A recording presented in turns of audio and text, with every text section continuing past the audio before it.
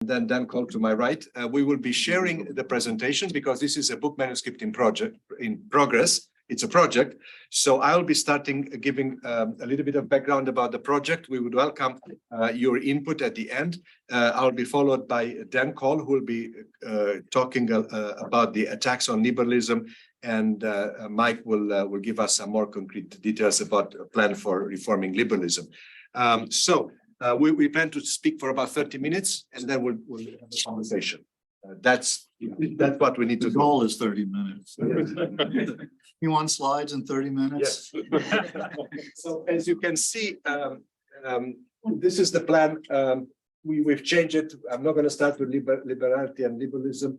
I'd like to start with the motivation for the book because that's, I think, the most important one. Mike, can you move that? So should be 2 slides down.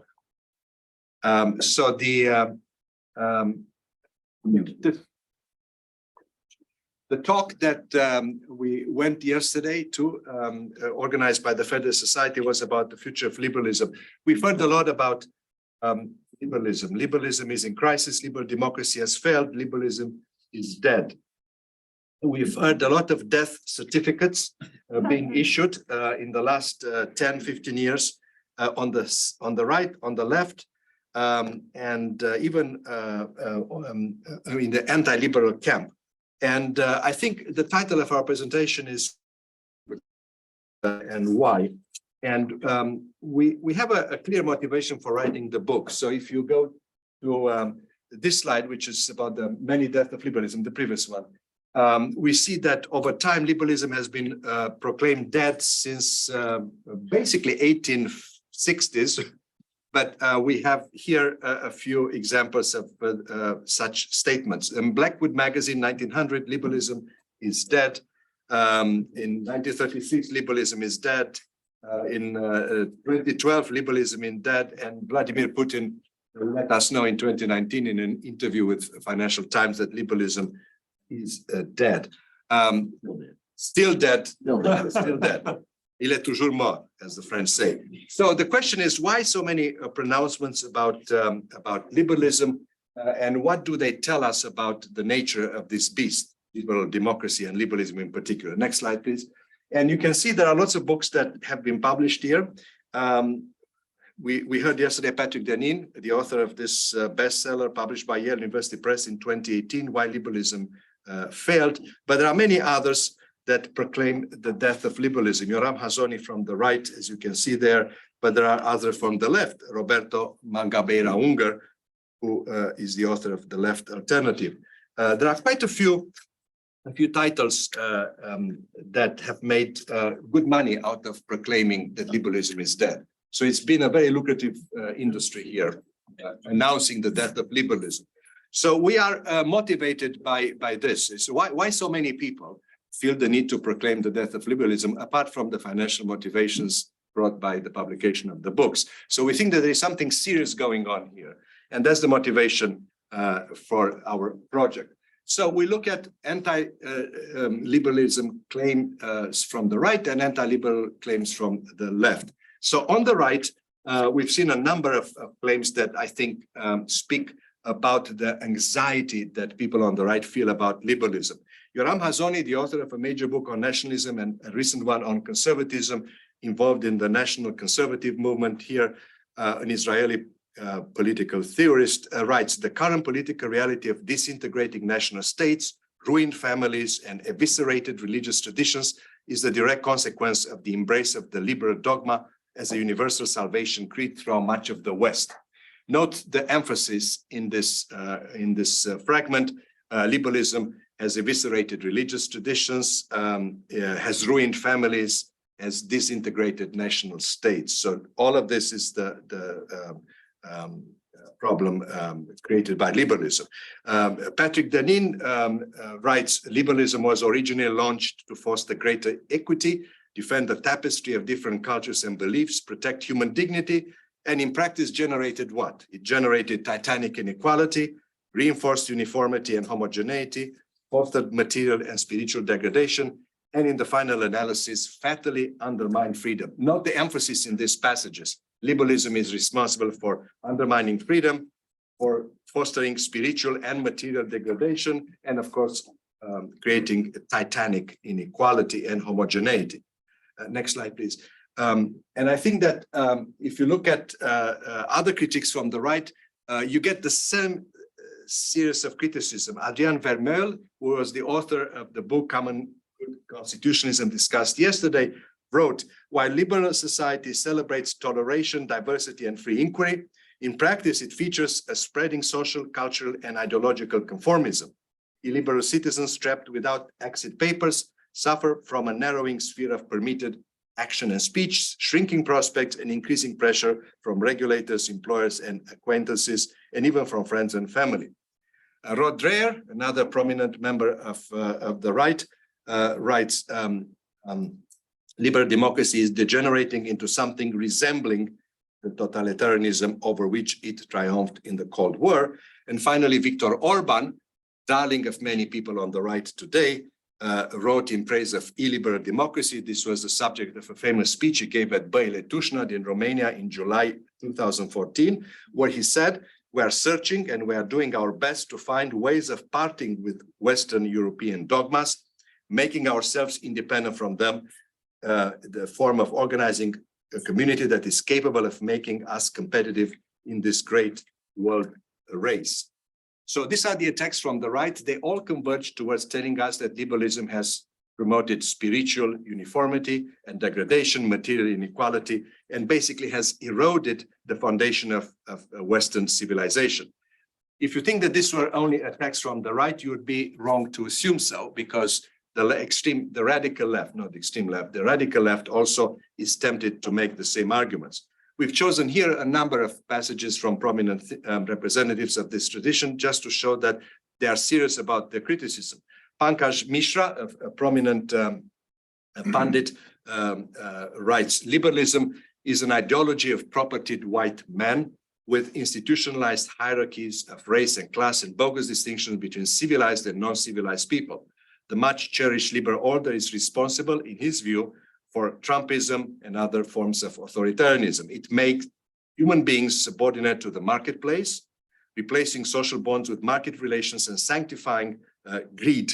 And you can have other claims being made to the effect that liberalism creates a precariat with no clear long-term prospects, dangerously vulnerable demagogues promising the moon. In other words, according to Mishra, liberalism prepares the ground for its own demise. There are other thinkers on the left promoting much the same series of criticism. They go after the rights discourse embedded in liberalism, which is seen as internally inconsistent, vacuous, or circular, but also after key principles of liberalism or liberal democracy, such as the rule of law, which is, according to a prominent representative, a little more than a mask that hides the legal system's tendency to protect the rich and the powerful.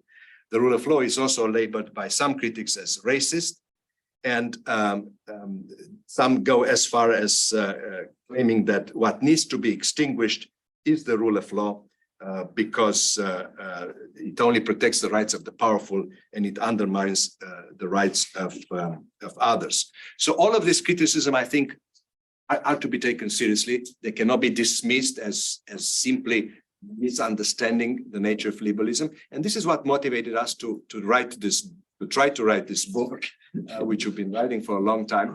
But it started from a piece that Dan Cole and I co-authored in 2018, and we asked some of you to read in preparation for this meeting.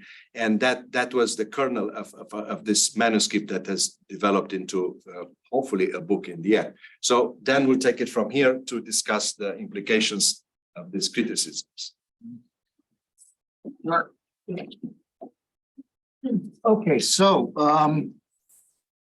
before we tell you what we think is the core of liberalism, it actually should be always in the plural, liberalisms, rather than singular liberalism.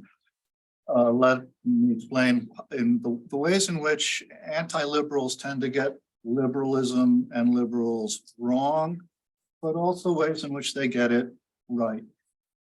Liberalism, to start with, as I suggested, is not a single philosophy. It's a plural family of theories that hold a few common core principles. and I'll get to those in a bit. It's a highly variable set of theories, family of theories, and so we've read. So for the last 7 years or so, we've had among the three of us a reading group, and we've read deeply and widely in the classical liberal tradition, which is not a single tradition. It's tradition, at least that libertarians claim, as well as conservative liberals like Burke and Hume, and progressives like Dewey. One book we read in particular had like 30 subcategories of liberals. We're working just from 3 broad categories: conservative liberalism, moderate liberalism, progressive liberalism. We all 3 self-identify as moderate liberals in the tradition of Mill and especially Popper. And we'll have more to say about that as it does color our attitude towards what we think are the core principles. Liberals disagree strongly among themselves about lots of things, right?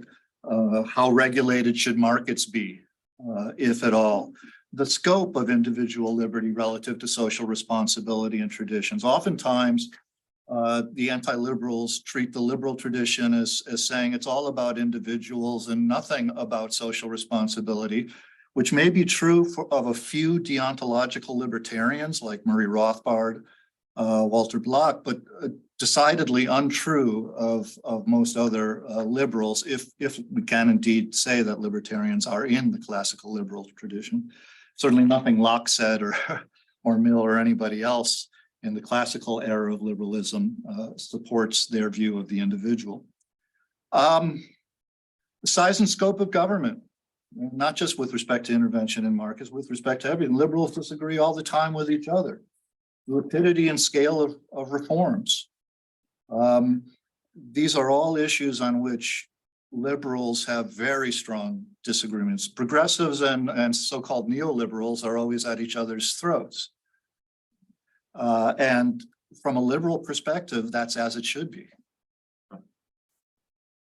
Okay, here are some standard anti-liberal claims about liberalism that we think are incorrect. Liberalism is all about markets and promotes selfishness and greed. This is wrong in multiple respects. The idea that all liberals think that humans are or should be selfish in all things is a gross mischaracterization. Also represents a misunderstanding of how markets operate, which has a lot to do with cooperation, competition among producers, cooperation between demanders and suppliers, right? Or on the contrary, liberalism is all about government regulation of markets. That's sort of the big L liberalism that has been, that conservatives have used to take down progressives since 1970s at least. Or liberalism is all about the individual in opposition to society, community, and family. We're all just free-floating atoms making our, random choices from whatever opportunities present themselves. That's, aside from a couple of deontological libertarians, I don't know of any liberal who would actually believe that. Liberalism disregards traditional values and institutions. True of a few liberals have, on record, that is almost everything on this list. Some liberal or other has taken that position. But again, as about liberalism overall, it's just decidedly not true. Liberalism is amoral, atheistic, and anti-religion. Definitely the French philosophers were anti-religion and atheistic. Very few modern liberals are either of those.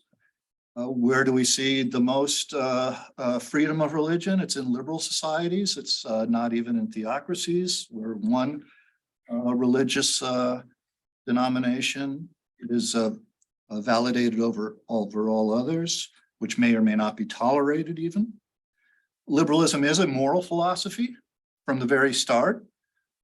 Just read Adam Smith's Theory of Moral Sentiments if you want to get a better understanding of that. It rose in opposition to the way absolutist governments and theocracies treated individuals as little more than cannon fodder. Right? It's about saving individuals from the, well, to paraphrase at least E.P. Thompson, from the enormous condescension of government, right? And the idea that liberalism enforces a single teleology is just incorrect. Part of the idea of liberal individualism is to provide people with the maximum scope for determining their own ends, consistent with certain social, societal constraints. Okay. Again, each of these complaints may be true of some subset, sometimes a subset of one of liberal thinkers, but not true with respect to the core principles. Now, before I get to the core principles, let me talk about what anti-liberals get right about liberalism. Liberalism does not have answers to all our problems. Unlike other isms, liberalism does not promise to solve our problems or answer all our questions. It doesn't promise consensus solutions. It takes disagreement seriously. It presumes that people will have different attitudes with respect to policy, from even in terms of constitutional policy. Another complaint about liberalism that's entirely correct is many policy experiments fail or turn out to be maybe too costly relative to the benefits they provide, and so have to be abandoned. Reforms are either too slow or too fast, depending on who you ask. Changes in leadership result in policy changes that cause perpetual instability and unending contestation. All wins in liberal societies are provisional. Liberal democracy, therefore, demands more of its citizens than do authoritarian systems that treat them as children. It's unsettling, it's dissatisfying. We liberals would admit all of that. Now, what anti-liberals get right about liberals, or at least some liberals? Liberal hubris. If you read Deirdre McCloskey, neoliberalism is the greatest thing to have ever happened on earth, and all we need in the world are bourgeois virtues. And everything else takes care of itself. The Washington Consensus being maybe the operationalized version of her attitude. Fukuyama's pronouncement on the end of history. All right. The notion that scientific expertise can take the politics out of policymaking. You know, it is definitely true to this day that some liberals believe that. Liberals often behave illiberally. They are not consistent. We are hypocritical. Not me. It just proves hypocrisy. But we don't claim to any moral high ground above anybody else in the world. So John Stuart Mill didn't think that all civilizations were or all countries were civilized enough for self-governance, particularly India, when he worked for the East India Company. Liberals have often been gullible to pseudoscience. Many liberals supported race science in the progressive era, and racism continues to be an immense problem in liberal societies. All of them. Heterogeneity is a fundamental problem of collective action. That's something we know from in this building particularly well. And so trying to act consistently with the core values of liberalism, which I'll get to in a moment, can be very difficult, messy, and tricky. Justice Holmes upholding the constitutionality of forced sterilization. 3 generations of idiots are enough. Direct quote. Right? That's a liberal talking. Sounds very much like a conservative. Of course, what Holmes was, a lot of people refer to him as a liberal or a progressive. Some people think he was a conservative. What he was a Holmesian. He was the one and only Holmesian. It didn't matter what anybody else thought about the Constitution. He was a Holmesian. Some liberals are insufficiently distrustful of state power. That's a general problem that many progressives have. Many neoliberal and conservative liberals are insufficiently distrustful of market power. Liberalism is supposed to be distrustful of concentrations of power, period. Public, private, doesn't matter who has the power. We're supposed to be distrustful. Excesses are sometimes made, particularly, I don't know, this goes beyond progressives. This maybe goes beyond the borders of liberalism even, in promoting social justice, the identitarian movement, cancel culture, disregard of due process, these kinds of things. And sometimes liberals do ignore the importance of religion, patriotism / nationalism, and tradition, I would throw in there. But liberalism shouldn't. So these are the core principles that we three moderate liberals, well, we are all moderate liberals, we disagree on a lot of things. So getting to consensus on these principles has been a time-consuming affair. Individual agency. This is an original virtue of liberalism, which grew out of the wars of religion in the 16th century to save individual, again, from the enormous condescension of authoritarian rule, authoritarians who treated them as cannon fodder. But individual choice within inevitable social consequences. One would have to be highly unrealistic to assume that we're completely free agents in the world, that our choices are not informed and in some respects even coerced, whether we want it or not. But among the social constraints is the all-important harm principle, which is usually attributed to John Stuart Mill, but actually clearly stated by John Locke long before Mill. And what it boils down to essentially a negative version of the golden rule, which is don't do unto others as you would not have them do unto you. So that's a very moral principle. Distrust of concentrated power, publicly held, privately held, whatever. There is no single good life to which all of us should or must aspire, which creates a fundamental problem for common good constitutionalism, the type we heard from Patrick Tanine yesterday over at the law school. Equal legal and political rights protected by due process under the rule of law. Notice this is a core principle. It's not a core reality. It's an aspiration. These are all aspirational. We are trying to live up to them increasingly over time. To refer to a state as a rule of law state doesn't mean it's succeeded in being completely in accordance with the rule of law. It means it's striving to be in accordance with the rule of law. Humans and their societies are fallible but improvable, not perfectible, but improvable. And human fallibility implies a need for intellectual and moral humility, and therefore mutual toleration of diverse rational views, though not tolerance of intolerance. This is so-called Popper's paradox. And the final one, obviously very important, freedom of expression, association, and religion. Liberalism is not anti-religion.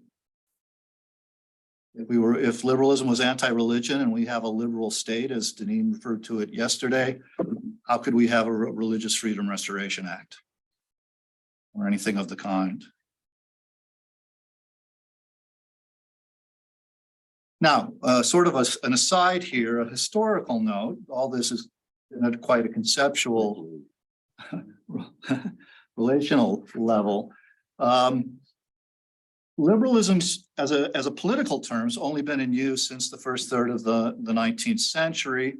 It's slightly older than the term conservatism. Of course, it's important to remember that the original so-called conservatives were not illiberal, they were conservative liberals. But liberalism in its political form is certainly traceable to Locke and arguably all the way back to Spinoza. And again, it arose in response to the European wars of religion that treated individuals basically as cannon fodder. Individuals, the only individuals who mattered were the individuals who actually had the power over other individuals. Now, but our current understanding of political liberalism is related to the ancient Roman and Greek concept of liberality. This was a term used in ancient Athens and in Rome to describe an individual's virtue of generosity, not just financial generosity, but generosity in all respects, giving others their due, being able to put yourself in someone else's shoes, to understand their problems, not to treat them as other or lesser. And if you go back and read in the Founding Fathers pretty deeply, you'll see that they really glommed onto this term liberality. It's used a lot. Madison, Washington, Adams, all use this term. Terrific article by Philip Hamburger, legal historian. I can't remember the journal, it was Yale or Harvard or something. Texas. Oh, it's Texas Law Review. This was quite a 2017 or something like that. 2000. 2000, oh, well, even longer ago. Liberalism and Liberality. Very much worth reading. So in a way, we can think of of liberalism as the individual virtue of liberality scaled to society.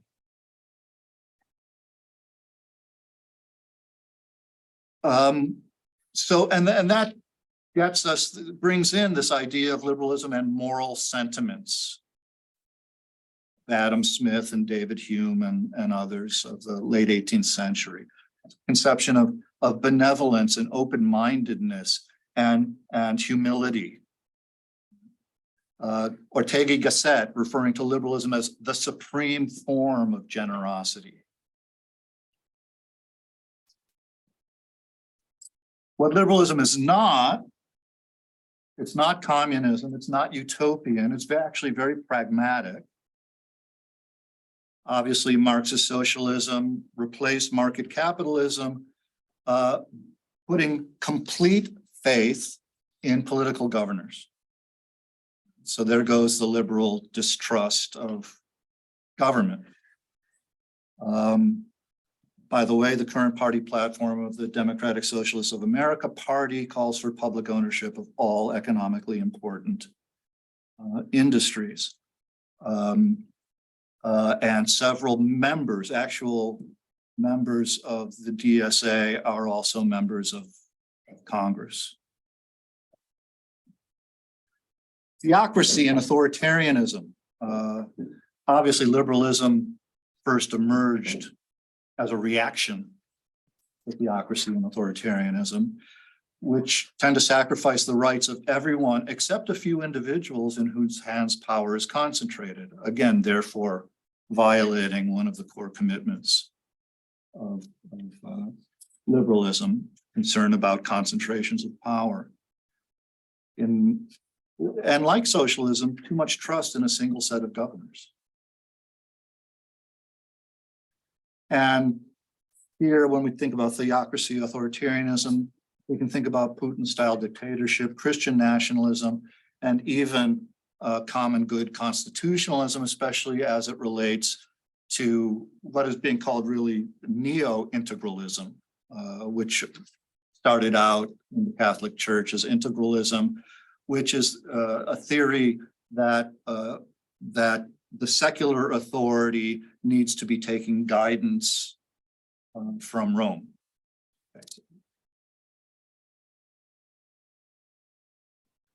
All right, virtuous consequences of liberal governance that often get glossed over if they're treated at all by the anti-liberal writers. Liberalism has demonstrably allowed large heterogeneous populations to live together in relative peace and prosperity, and really far more so than any other system that's ever been tried.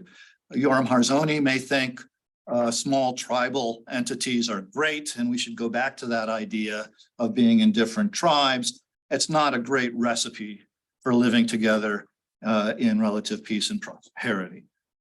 The historical novelty of sustained per capita economic growth that Doug North wrote so much great economic history about during his life. Global reductions in immiseration, the development economist Paul Collier has documented these reductions. Today, to the extent famine exists, it's a political phenomenon. It's not because there's not enough food available. It's political leaders interfere with getting the food to the right places. Reductions, global reductions in illiteracy and numeracy and immobility. The taking seriously of political disagreement is an almost unique virtue of liberal societies. And the idea that policies are experimental, right? Most of the time, even if the circumstances are similar, and this is something we know well in the Ostrom workshop, you can't just, and this is part of the problem with the Washington consensus, you can't just have a recipe list for fixing socioeconomic problems anywhere. Finally, then, well, not finally, because I have another slide on this. Treating individuals as ends in themselves rather than means to some other end.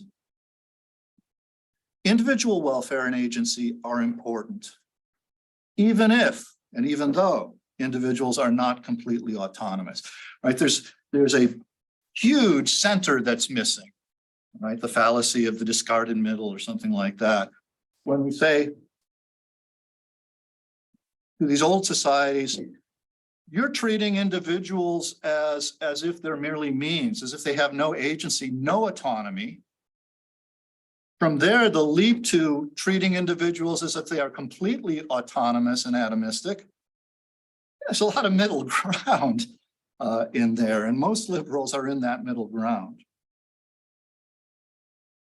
Steven Pinker has documented global reductions in war and violence per capita.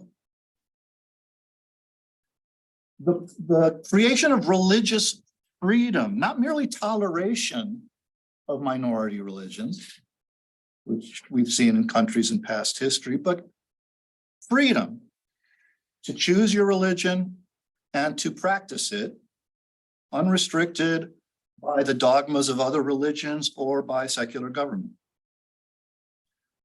And it's the only ism that's truly consistent with democratic governance. So I have this little analogy here. Illiberal democracy is to democracy as communist constitutions were to constitutionalism. If you look at Hungary or to a lesser extent, slightly lesser extent at Poland, certainly Russia, they appear to be functional democracies. But what does it mean if people have the right to vote, but one party controls all the media outlets in the country, for example?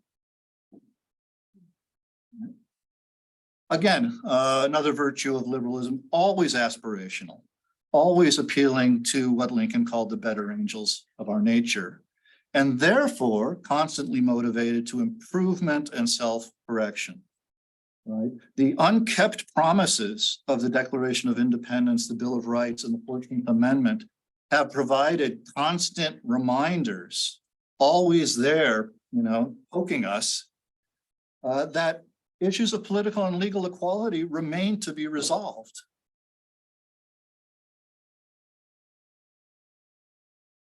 Okay. Thanks, Dan. You left us on a very upbeat note, but Let's bring it down. telling me all about the very important traditions of liberalism, which is a very important tradition.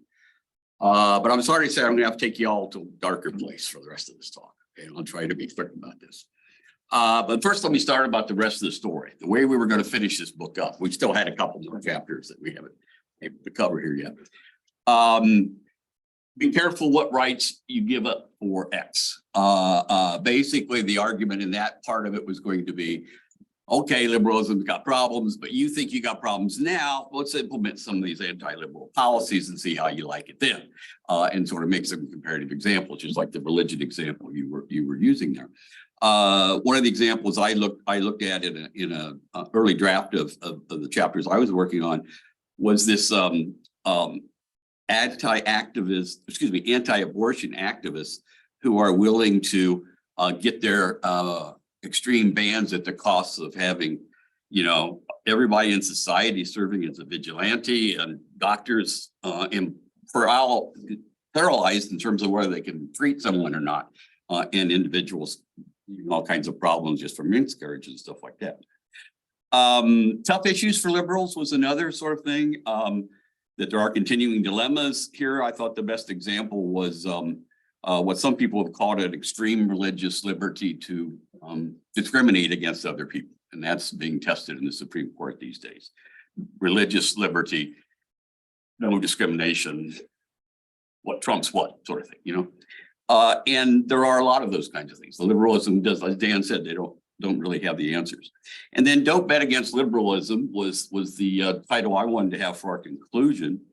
We recognize liberalism's flaws. We talk about this and the illiberal mistakes, but we were very impressed by its resilience. And Dan didn't emphasize the self-correcting sort of mechanism as much as I kind of expected in his talk, and that's really the secret sauce that keeps liberalism from dying all these many times that it's supposedly dying. It finds a way to adapt and to continue on. And so, we admit it's got its limitations, but we wanted to kind of end up with something that liberalism is really powerful, and kind of ironically want to tell the anti-liberals that, who's afraid of liberalism? Well, you ought to be afraid of liberalism because we're stronger than you are. And eventually liberalism is going to win out in the end. So we're going to have a nice, happy kind of ending. Unfortunately, I'm not feeling that. Okay. Part of this is because I've immersed myself in some of the readings from the right, and I won't get into the details on those. They're definitely not all compelling, but some of them are very sort of interesting. And started this by sort of revisiting the Many Deaths article. I thought Dan and Aurelian had set off a really nice puzzle here. Why is it that people keep saying it's dying when it's not, and over a period of 200 years? From my point of view, trained as more of a social scientist and a modeler, really, from political theory, empirical theory. Why does this keep happening? Why don't people sort of figure this out? And we talked about this a lot. Some of they were really concerned about the frustration of the poor quality of making bad arguments again and again, and getting a little frustrated with hearing the same arguments being made over and over again. And there also was a sense of, if the liberals were just better liberals and they don't fall into these traps and act illiberally, we could do better. And I didn't buy that. I thought that this is there's something going on running this sort of driving this process. So next slide, please. Okay, you're already there. You're already there. Yeah. Informal process model here. Start with some basic assumptions. Liberalism is also a practical political movement. It's not just people talking about how policy should be. There are liberal movements, and we're defining liberal movement broadly. They seek incremental improvements, not revolutionary, with minimal coercion and disruption. It's kind of a Burkean kind of liberalism. And it requires coalitions of some kinds. And the coalitions typically are going to involve liberals, and then liberals acting illiberally. And then every once in a while you have an anti-liberal that needs to be brought in. My favorite example is why was Stalin on the right side in World War II? You know, the liberals needed the power of the Russian army, Soviet army then. So briefly, since I can't go through the model here, the implications from this that I thought came through directly is that every successful reform movement sort of adds to this pattern in that there's coalitions and compromises being made by these. And so there's successful outcomes, incremental improvements with as little coercion as possible and as little disruption. Because there's mid-course corrections going on, they're making these sorts, so they're trying to get enough people to get involved in it. And there's also these bad behaviors, is that some liberals are exaggerating the power of the state or exaggerating the power of a market, or some anti-liberals are getting involved in who really do believe in some of these things. And so there's a reason people keep making these arguments because they're true, okay? Because that's the way liberals are acting. It may not be the core essence of what liberalism is, but it's still there in all of these processes. And so you get this same process that generates these repetitive patterns, little accomplishments, illiberal excesses by individuals or groups, part of that, legitimate public anxieties for what's going to happen here, and then these unreasonable anti-liberal diatribes. Okay, so next slide, please. Is it time to unfurl the banner and put it up behind me, you know, mission accomplished, and then go on to the next country that you want to solve, you want to save? No, because where's liberalism in my basic assumptions? I mean, it really, the core principles that Dan laid out aren't really in there. Sort of a more practical sort of implication of that. And just about any sort of moderate pragmatic reform might support a selection process that actually generates those kinds of reform movements as the ones most likely to succeed. So the liberalism may actually be maybe a coherent program persisting over several centuries, or it may just be this emergent pattern of the same kind of reform movements keep working and we start calling it liberalism. So that's why I'm starting to understand why some of the critics of liberalism were saying there's no there. There's no constant core there. And we haven't worked that out yet, okay, in our discussions. So then that'll be the question, what else might be emerging in this process? And it seems to me that complexity is the fairest example of what's been happening, that all these new reforms get added on to the existing collection of complexity, and so it gets more and more complex, more and more apart. And liberalism, in whatever form, generates innovations of all kinds in all parts of society. Multiple domains of specialized knowledge grow, and the experts within those domains get incorporated within liberal governance processes because the policymakers need to have the advice of the people that are really going on with the new technology. So they get involved in the process too. And there's the problem, because that's a new source of power, that expertise of knowing how technology works and knowing how programs are run or knowing how the economy operates. All those things are sources of power that any good liberal, if there is such a thing, would be suspicious of. And I think that the people studying from a liberal perspective haven't been suspicious enough about expertise and how that fits into the part of what's going on here. And so again, with this notion of this model, if that's what's emerging along with liberalism, you get a liberal governments that becomes extremely dependent on experts. And you get a community, a public that feels totally left out. They don't understand what's going on. They don't understand how this technology is going. And the experts can't communicate clearly to the population. And so you've got this juncture between the liberalism and in the way the people are getting it. And so you get liberalism also gives you this drive towards a technocratic kind of rule or a very patriarchal kind of rule, and also towards a rule for populism. And that's the sound familiar kind of thing. That's where we are now. Last slide. So I'm believing this is an open question. I don't have an answer to this. I've only been started to develop this and look into this literature recently, and I haven't yet convinced even my co-authors here that this is as fundamental problem with liberalism as I think it is. And I still think it's a problem that liberal theorists and liberal activists haven't taken it seriously enough about how to deal with complexity. I've been starting to read some of the literature on how liberal policymakers could incorporate technical experts into the governance system without separating that governance outcome from the public and losing public trust, losing any sense of accountability. And I've gone through some of the recent things here about, more science, more participation by scientists, civic values involved in professional training, diversity in professions so that the experts can serve as another path of representation, deliberative democracy, complete transparency. And I'm not convinced that any of those are really powerful. Maybe some combination of all of those can sort of help the problem. But I really think, I'm really suspicious now that maybe this whole start of the many deaths was an interesting way of framing it, but it may have been that these critiques were not wrong. They just were premature. And the system hasn't gotten complex enough to fall apart and collapse under the weight of its old sort of thing. And at this point, I wish we had more time left over for an initial hour and a half, but I'm stopping now. It was 30 minutes. We're supposed to go to 2:30. We're supposed to go to 2:30. Well, then let me show you this model. The schedule showed That's it. That's it. 2:30. Anyway, 2 o'clock is probably the most. So the 30-minute presentation. That's So is there anyone on the, any chat or anything, it's a Dan? very liberal reading of the clock. Anyone in the chat or anyone who's made a comment? Anyone here want to start off?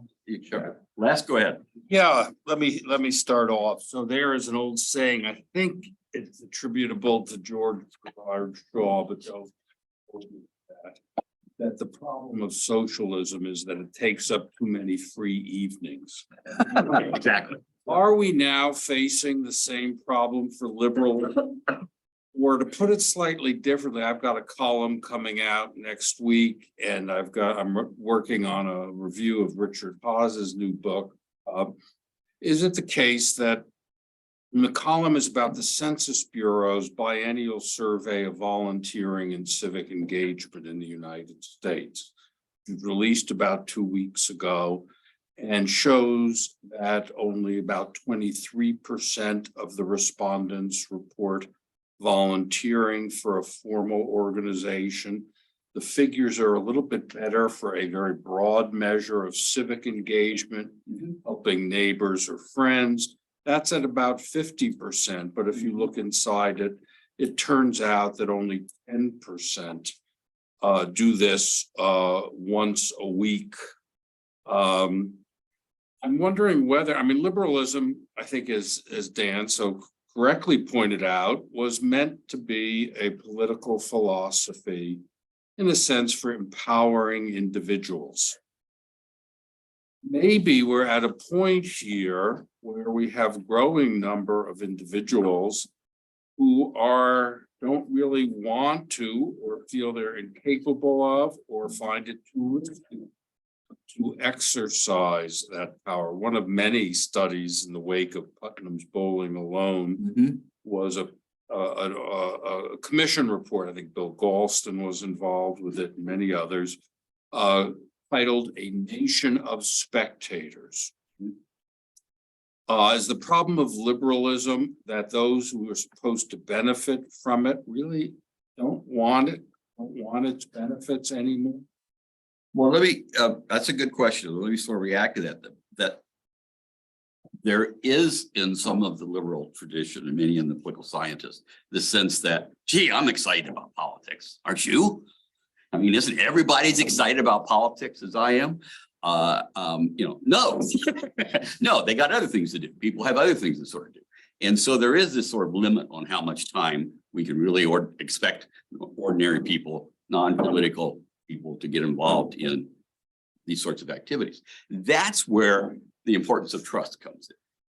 If the individuals who are out there doing their thing kind of have a basic level of trust, is that the people's who's doing the politics thing for them is looking out for their interest, they're not being totally exploitative, then it works. Once you get a fair enough group of the portion of the population that thinks these guys are cheating them and they're corrupt and they're pedophiles or whatever. I've been reading the right-wing literature. That it breaks down. And that trust is gone. And so there's no longer a sense that people can go about their ordinary activities without worrying about that kind of thing, because that becomes one of their big worries. But isn't it also the case that too much trust in its own way is as bad as too little? Yeah. Trust the experts, Dr. Fauci, et cetera. And that's what started me down this line of thought during the COVID stuff. People were just saying, follow the science. But the science is changing, okay? And that's what was happening. You need masks? No, we don't need masks. We don't have enough masks, and you need masks because we now know how it's transmitted. So you need masks. And for most of the population, that's confusing. And it's confusing because we don't have very good science education. And the public doesn't understand that's the way science works. It goes back and forth, and you get this, and there are no hard and fast. Everything's provisional, just like anything in liberal. That's why Popper sort of was so good for both science and liberalism. And so, but without that understanding of that's what science works, that's how science works, and you can use the science to sort of help you govern. That it sort of works. And one of the quotes and one of the things I've been reading here says, actually, it may have been from Churchill, to use another sort of standard example of people who did a lot of these quotations. Experts should be on tap, not on top. Lasky. Lasky. Lasky? Yeah. Okay. Well, Churchill stole from the best. Mike, can I chime in here? Of course, there's an updated study to Bowling Alone that shows a resurgence of social involvement. And if we can see hopeful signs even in election turnout, despite efforts to reduce turnout, I might add. So for me, what it boils down to is something more practical along the lines of Hirschman's notion of shifting involvements. People jump in, people jump out again. People don't want to focus on one thing, the same thing all the time and for their whole lives. Sometimes they find something in politics they want to get involved with, and sometimes they want to focus on more personal stuff, right? The public versus the private domains. Can we take two questions at a time so that we allow more people to ask, and then we have a conversation? Rob? Yeah, thanks. I want to get back to this elitist thing or the expertise. It seems to me that it's not just a matter of the expertise the liberals might take on more as their profile, but I'm wondering whether your conception of liberalism really reads out elitism as being not just an accidental feature or a contemporary feature of liberalism, but in fact baked into it. In the tradition, if not explicitly, at least implicitly or historically. I mean, you cite the 18th century philosophers or early so-called liberals. I mean, their attitude towards the people was nothing but contemptuous. And that's a notion which follows liberalism throughout the 18th and 19th and even the 20th century. I mean, if you look at people like the post-war liberals of Hofstadter or Talcott Parsons or Daniel Bell, the suspicion of populism, both contemporary in the terms of what they saw it as a resurgence in the 50s and 60s, and then going back to the 19th century, was definitely palpable. And moreover, I think the sort of cosmopolitan profile of liberalism, and often barely branded with being coastal and the like, but nevertheless suspicious, at least especially in the era of civil rights, of localism, of states' rights, which you might see purely in political terms, but often it was configured or understood as a matter of, the elites in Washington, the federal government, want to impose upon us, the people, this regime, this new law regime. And so it seems to me that it's not just a matter of expertise may create resentment of the people and therefore foster populism, but in fact, the liberals have a kind of, or at least a suspicion of popular movements, and the fact that much of liberalism in the post-war era was endowed with its meaning and power by people who had a very palpable experience of European fascism and the way it stood as being a popular movement, irrational, all of that. The fact that liberalism is based, again, going back to the 17th century, on science, not just contemporary Dr. Fauci, but science and rationality is something which is perceived as being by its very nature, condescending towards people who don't conform with that. In multiple ways, it seems to me that it's not just that it creates a populism, but in fact, it from the get-go, it's suspicious and contemptuous of populism. Now, it doesn't have to be. You guys are very good about presenting us a plural face of liberalism, but I'm wondering if it isn't really fundamental. And again, as a historian, I call myself a liberal as well, so let me be clear. I see this baked into the historical tradition. And I think it's very difficult to sort of, despite all our best efforts and intentions to be democratic, to disabuse ourselves of that, which I think is if not inherent, it's pretty close to something fundamental. Can we take? Right, you want to take this? Where did you go to school, Rob? The graduate? Thank you. Yeah, You went to Yale. okay. Ooh. I have a similar question about the fundamental value of liberalism, like coincidental or not, the triumph of liberalism is 200-year history is and sometimes with triumph of the West, right? So my question is like, to what extent in your kind of defending a kind of liberalism is a kind of ideology built upon or closely tied to the morality and even theology of Judeo-Christianity. I mean, its conception of human nature, its conception of the relationship between human beings and the nature and the supernatural powers. So do you think how likely liberalism is going to gain a prevailing status across Western and non-Western cultural traditions? And to what extent liberalism is a form of moral universalism, and is it a good thing? Right? And I asked the question, I bearing some responses and actually facts in my mind. For example, contemporary political philosopher like John Rawls says that political liberalism doesn't have to have like really deep commitment to certain kind of comprehensive values. We can have a kind of liberal life built upon those kind of thin convergence of moral values in the pluralist society. But is that liberalism that is self-undermining itself? But good science is that we see that, I recognize that there's some good science. For example, people around the world nowadays are kind of more or less accept those kind of bourgeois liberal virtues.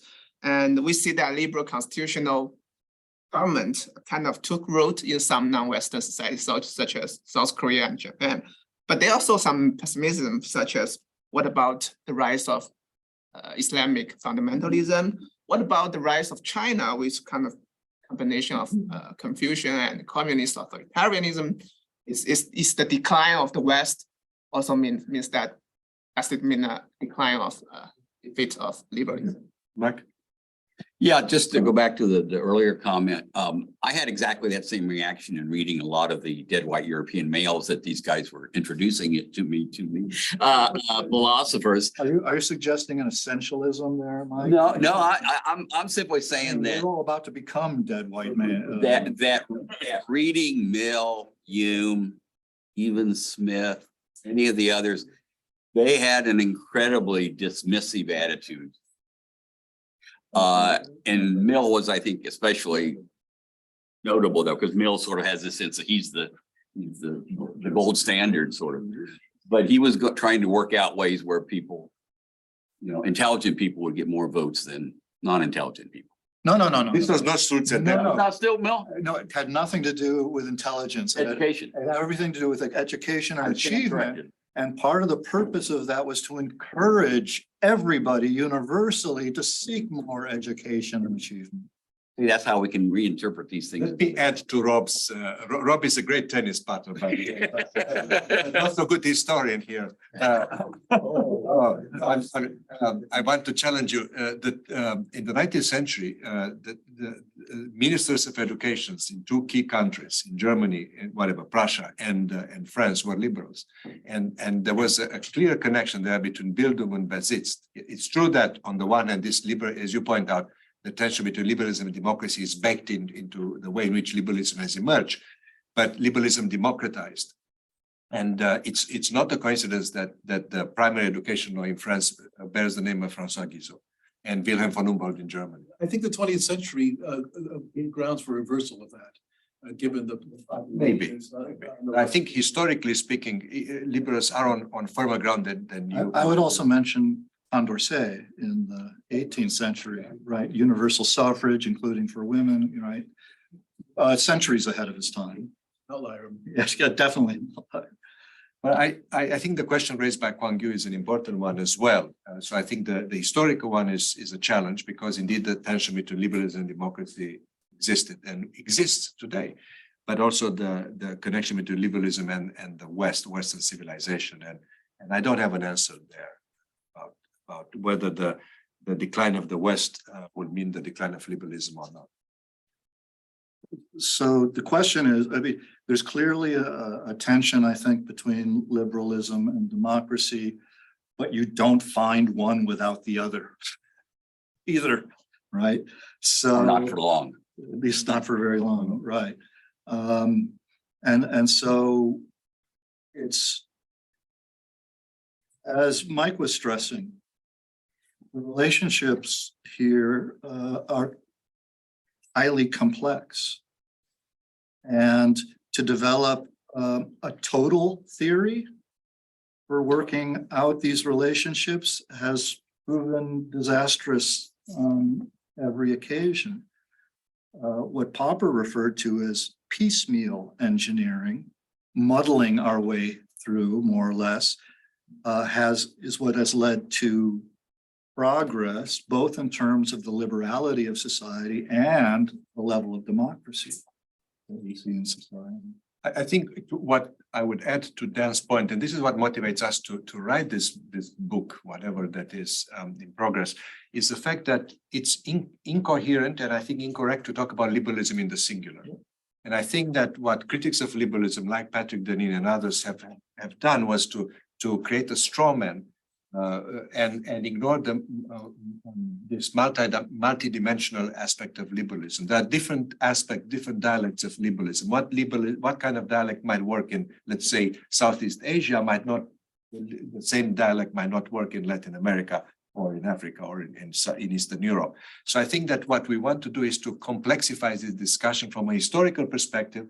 And I think that's essential to our agenda, but also I think it's essential not to strawman liberalism. I don't think it's correct to talk about liberalism in the singular. It's liberalisms, and the question is how to connect the strands of that. Yes, thank you for the talk. It's very interesting. So Wait, before you start, we have I promised somebody on the queue from outside and then get you next. So Jamie wants in, but Jamie first made a point. She would love to see the model, Mike, and so would Aurelian and I. We'll take a blackboard next time. Lunch. All right, Jamie, go ahead. All right, I'll take that as a consolation prize, You can join us. Yeah, I really liked the previous. Well, there are aspects of the previous question I think I want to push back against in my question, which is, first of all, this idea that liberalism is only 200 years old, or even only like 400 or 600. What if it's been the centuries long or millennia long process that we don't know the roots of some of the things that we've inherited as liberal? That's the claim that Popper makes and that Hayek makes. And so along those lines, then, we talk about liberalism in combination with a democratic society, but was it really a democratic society that got us to that really spread liberalism, or was it more of a Republican society that helped to spread liberalism? I mean, that's what America's governmental structure has been for so long. And in some ways, we still have a lot of that republicanism baked in. And with that republicanism, then, is it this aspect of liberalism that's covenantal? Is there an element of that also helps us be more liberal, where we have to give others freedom to believe what they want, because we reserve that right for ourselves as well, to be able to, have the right between us and God rather than between us and men, if that makes sense. Can we take, thank you, Jamie. Christian. yes, okay. So I had this question. There are ways of seeing liberalism is in continuous under attack as a pure innocent child. It's also attacked by several ideologies. But there is also this one of the one that Patrick Denin, for example, has. And he sees it like a killer, like a virus, like a disease. And he says that his colleague, Notre Dame campus, is being invaded by this ideology, and he seems to be under attack by it. When we see that kind of perspective, it's different from the perspective of seeing the anticipated death of liberalism. That perspective has a merit in itself, like a possibility of improving liberalism in some way, or it's directly undermined, and we should be restraining it as we don't tolerate the intolerant. And we should be careful of accepting this kind of views and these kind of narratives that come from those perspectives. Thank you. Okay, let me start with the second question here. I've been doing some work on health policy, so I find this idea of treating liberalism as a health, something that corrupts the health of society, interesting. And there certainly are some critics that lay it exactly that. It emphasizes individualism and puts people at the mercy of the markets, and sort of all the traditions sort of get turned down. And so it sort of eats out corrupt society from within, from this liberalism. That's an interesting way of describing it. And I wonder if the current leaders in China look at liberalism much the same way, as this is something that might infect their country and their society and need to be corrected, or maybe Orban's sort of thinking along those lines too. How could he stop this infection?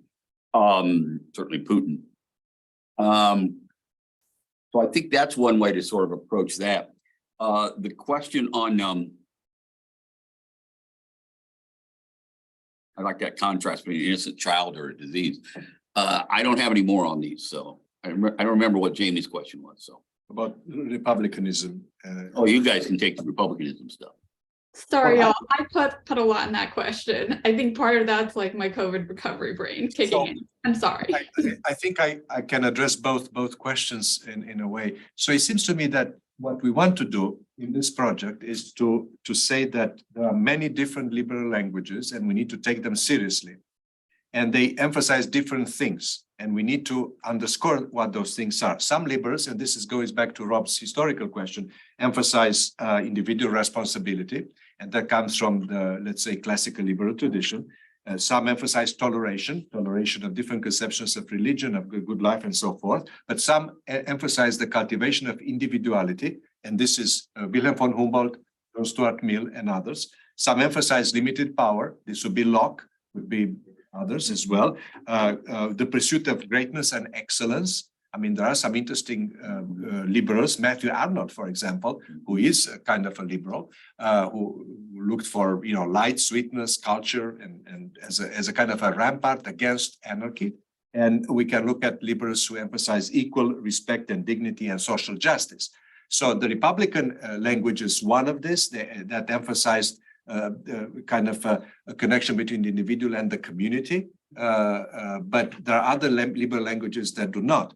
So it seems to me that the difficulty for any historian of political thought, and I speak as one now, is to find the connections between these liberal dialects. And there is a core set of principles that we are struggling with, because we try to essentialize something that is multiform and probably protean in its nature. But it seems to me that all of these languages existed.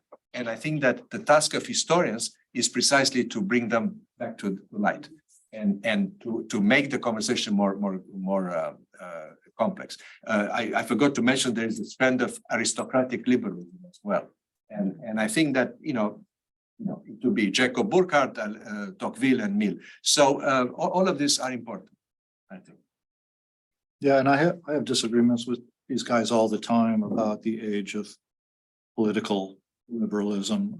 I do track it back to the reforms of Solon and Cleisthenes in Athens and to the Roman Republic. I disagree with this perspective. Yes. Just for the No. That's why we'll never work together again. You disagree with someone about something, you have to hate them. That's what we're learning today.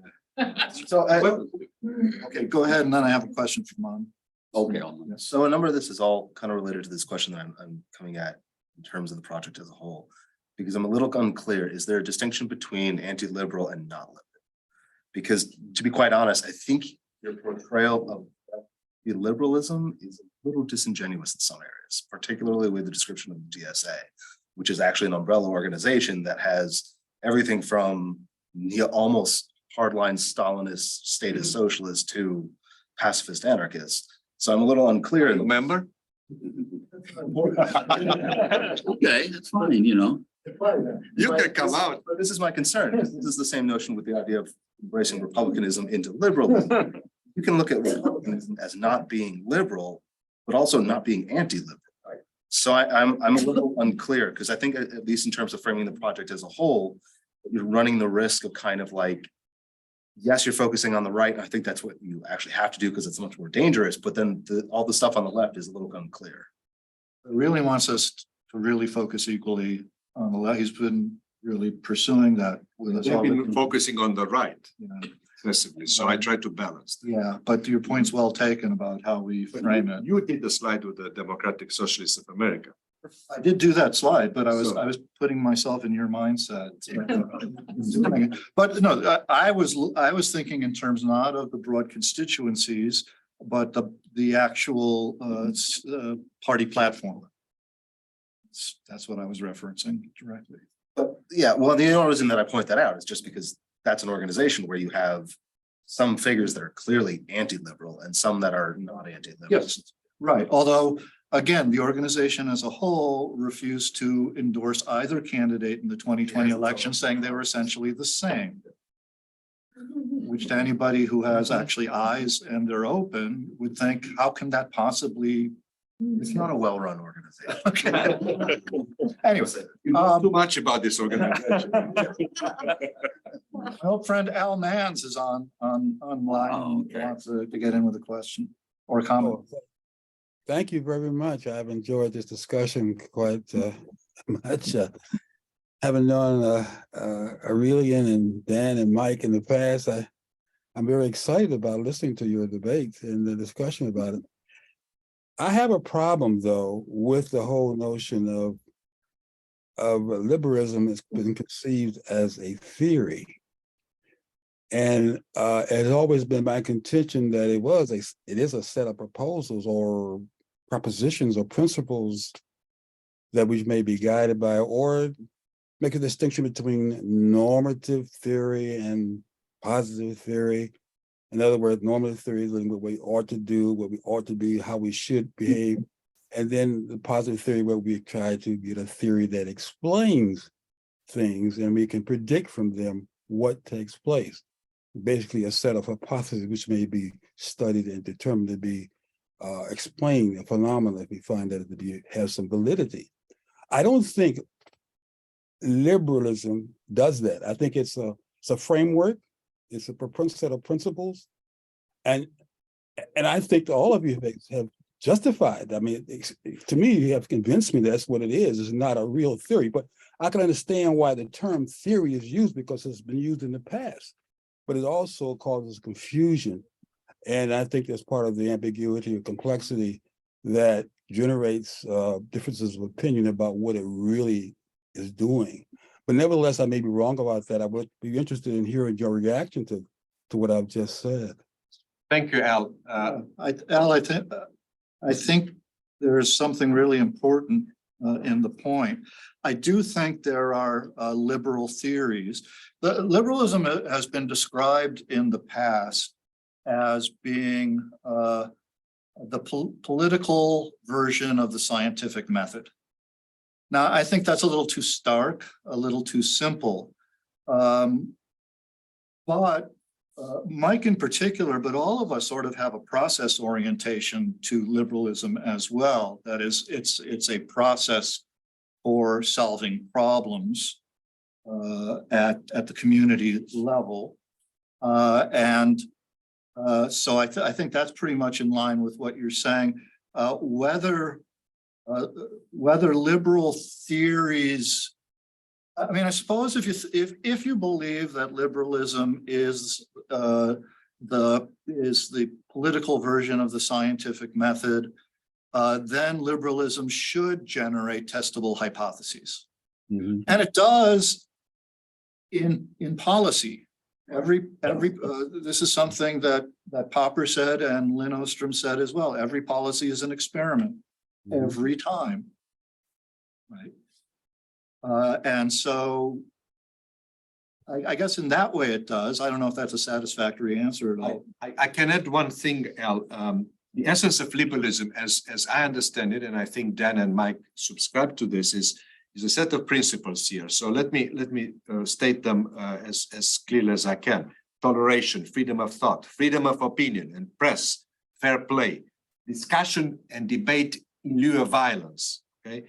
Trial by jury, publicity of proceedings, opposition to arbitrary power, opposition to fanaticism of all sorts, rule of law, existence of criminal laws and right of legal action against the agents of the state, economic liberty, private property.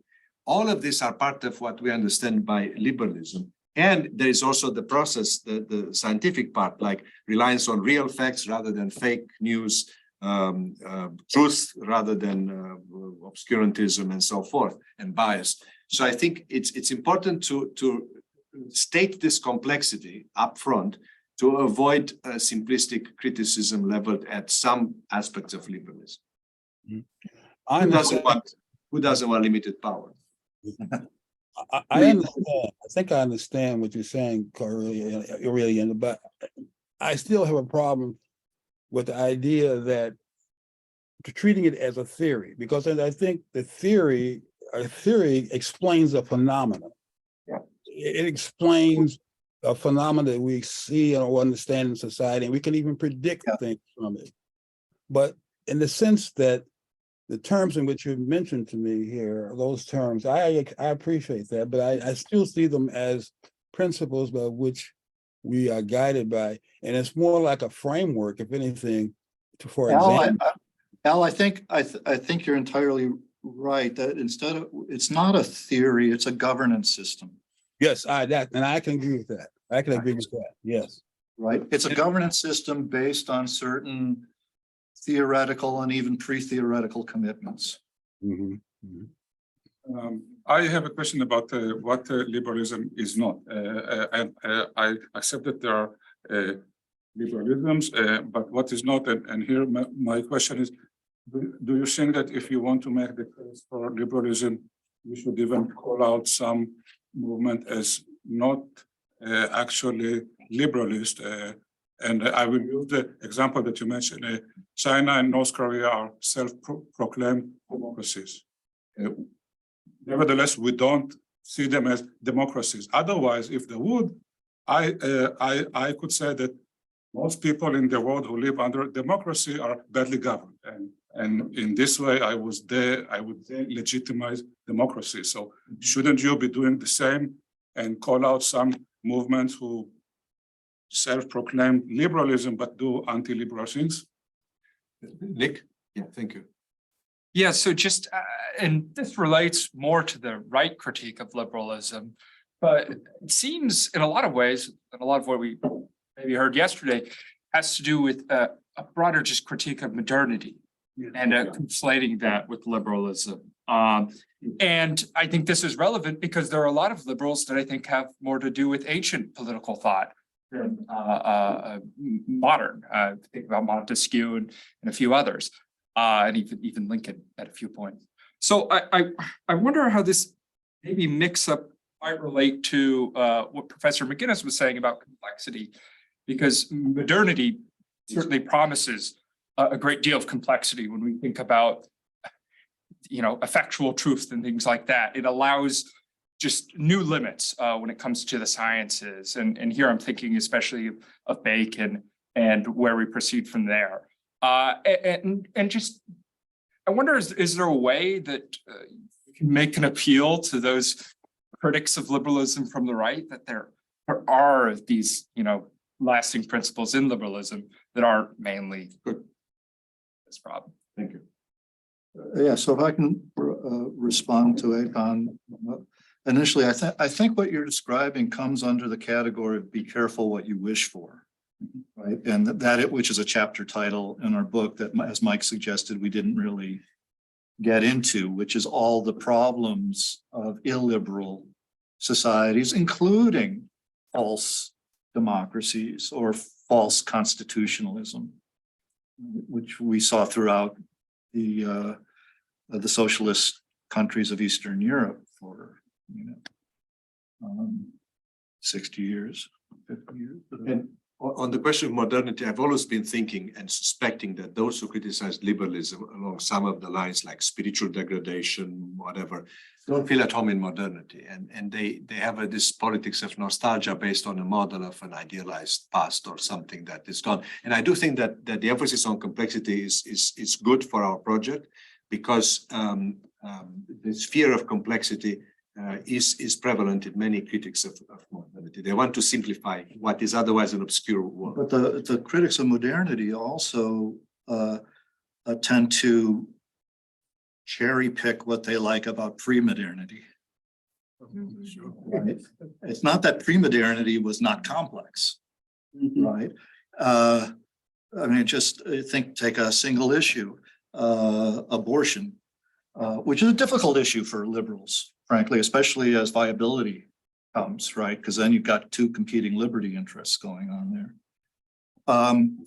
The common good constitutionalists love Aquinas, but Aquinas would not believe that an abortion pill that removed the zygote or whatever it is, a couple days, one day after insemination would be an abortion, because he believed that this ensoulment didn't occur until it wasn't fixation or something like that. It was the quickening, right? Which only occurred 16, 20 weeks, something like that.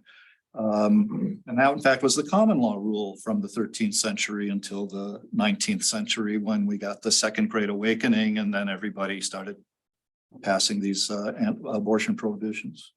I think, just to follow up on some of it, I think that the modernity point you're making is important, because and by modernity, I think the critical aspect of modernity that's different from earlier sort of times is the multicultural nature of it to an extreme that heard before. And that may be what a lot of people more comfortable with pre-modern eras are more comfortable with a more homogeneous kind of approach.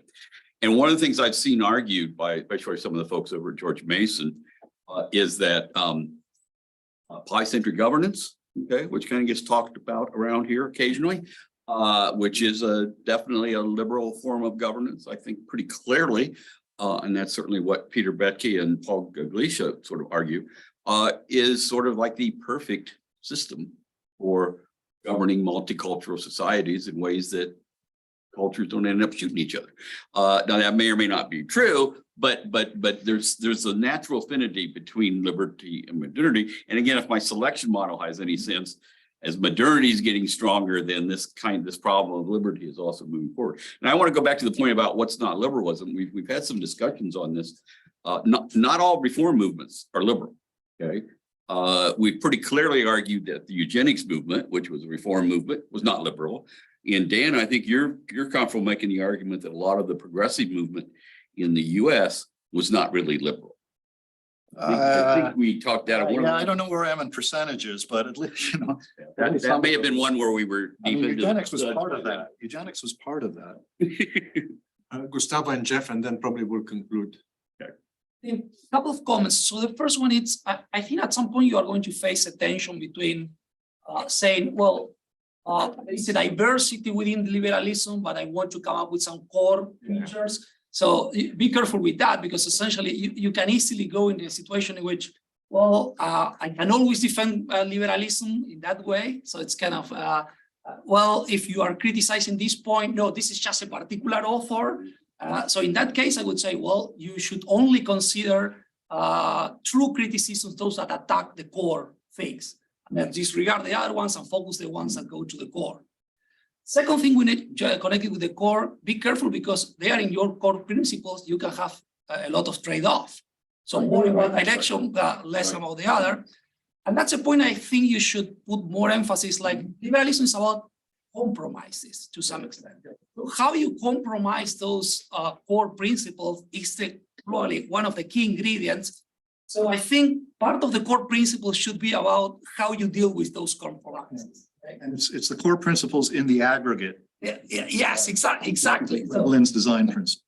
and then more on the historical perspective is like, I think part of the problem in several societies that end up with more or less liberal forms of government is that part of those trade-offs are different. So some of the compromises are terrible in some societies, much easier in other societies.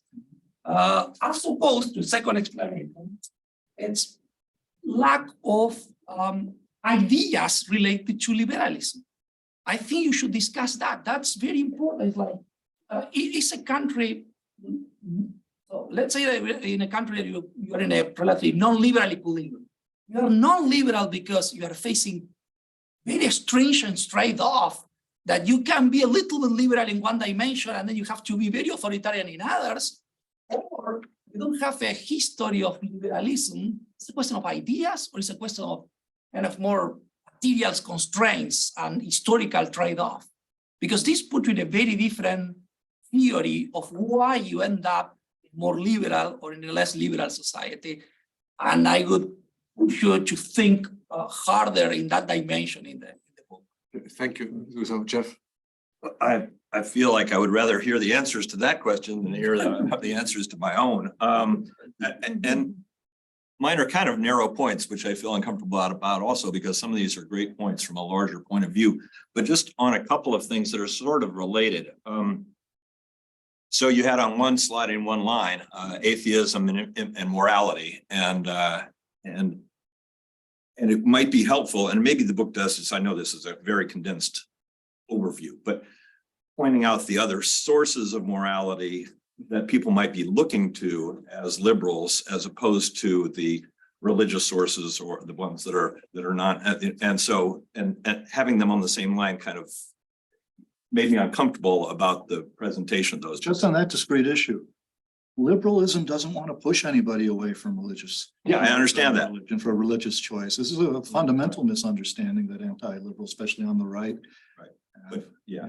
So, and then the other one that's similarly narrow but connected is the atomistic action, and what you referred to as an oversimplification or a mischaracterization of liberalism was this idea that people are atomistic actors and not connected to society, et cetera. And that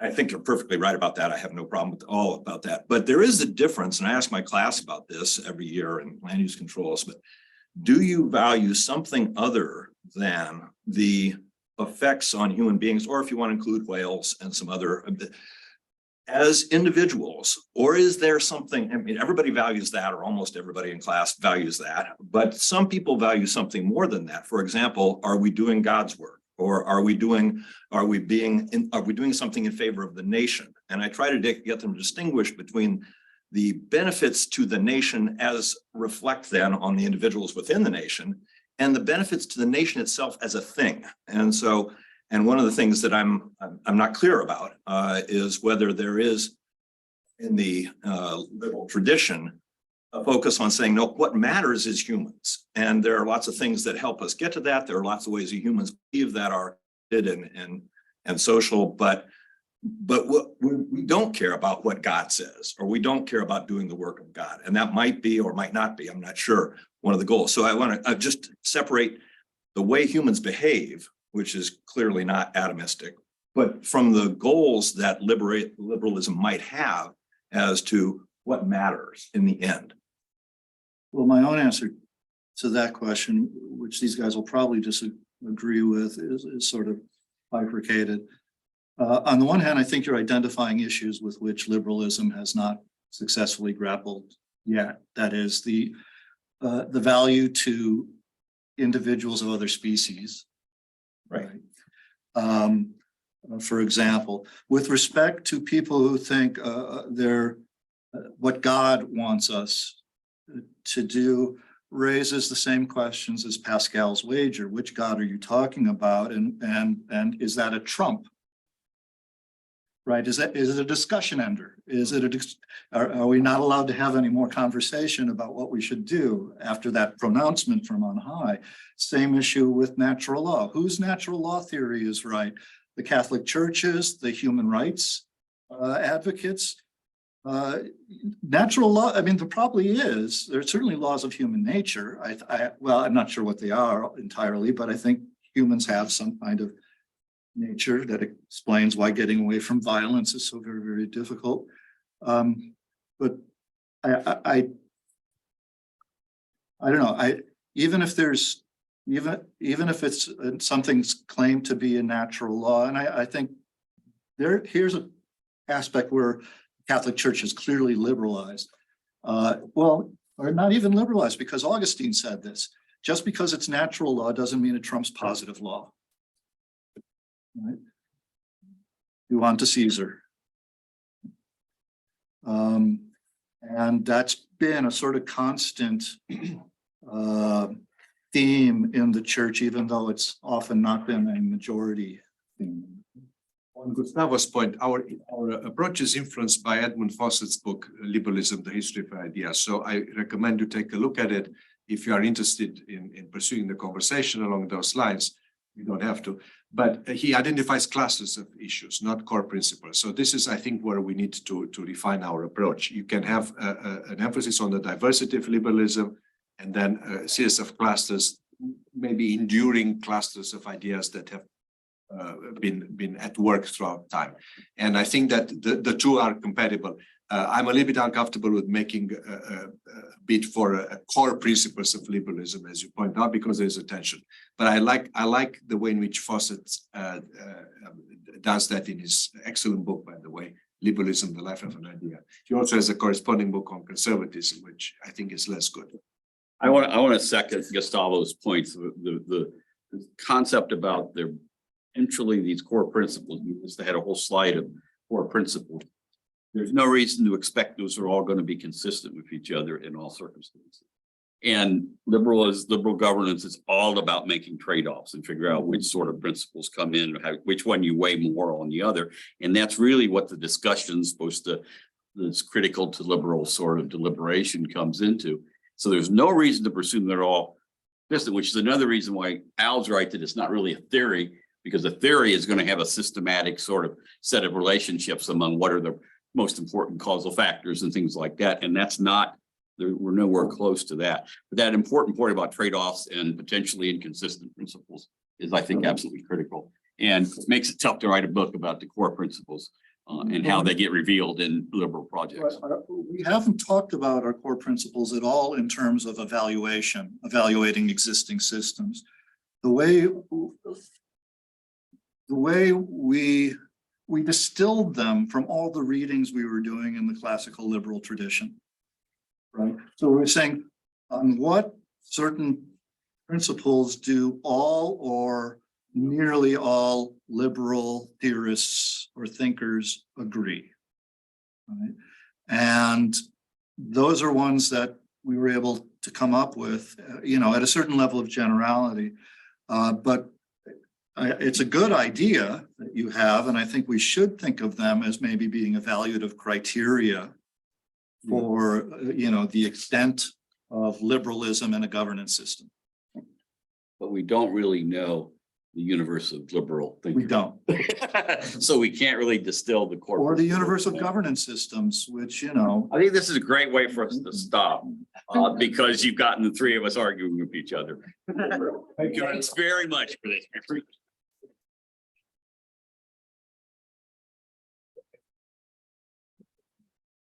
good way of getting away from more questions.